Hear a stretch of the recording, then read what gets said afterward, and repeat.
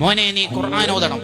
എങ്കിൽ ഫഇന്നഹു യഅതി യൗമൽ ഖിയാമത്തി ശഫീഅൻ ലിഅസ്ഹാബിഹി.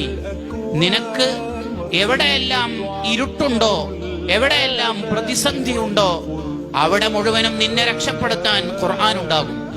ഒരു മനുഷ്യന്റെ യാത്രയിൽ ഒന്നാമത് ഇരുട്ടുണ്ടാവുന്നത് അവന്റെ ഹൃദയത്തിലാണ്. ഹൃദയത്തിൽ ഇരുട്ട് വന്നാൽ തെറ്റുകുറ്റങ്ങളോട് ഇഷ്ടം കൂടും, നന്മകളോട് താല്പര്യം കുറയും, നന്മകളോട് അലസതയുണ്ടാകും, മടിയുണ്ടാകും, മരണം ഓർമ്മിക്കാത്ത ജീവിതമായിരിക്കും. അതാണ് ഹൃദയത്തിൽ ഇരുട്ട് വന്നാൽ അല്ലാ യജിദ ലിത്വാഅത്തി സമറ. ഇബാദത്ത് ചെയ്യാൻ ആനന്ദം ഉണ്ടാവില്ല. ഇബാദത്ത് ഒരു ബലികേറാമലയായിരിക്കും. നിസ്കരിക്കണം എന്നുള്ളത് ഒരു വല്ലാത്ത തലവേദനയായി തോന്നും. എപ്പോൾ ഹൃദയത്തിൽ ഇരുട്ട് വന്നാൽ ആ ഹൃദയത്തിലെ ഇരുട്ട് നീക്കി വെളിച്ചമാക്കാനുള്ള ഒരു വഴിയാണ് അലാ ബിദിക്രില്ലാഹി തത്മഇന്നുൽ ഖുലൂബ്. ദിക്റുള്ളയായ അല്ലാഹുവിന്റെ കലാമിനെ, ഖുർആനിനെ മുറുകെ പിടിക്കുക, അത് പാരായണം ചെയ്യുക. അതാണ് കാര്യം.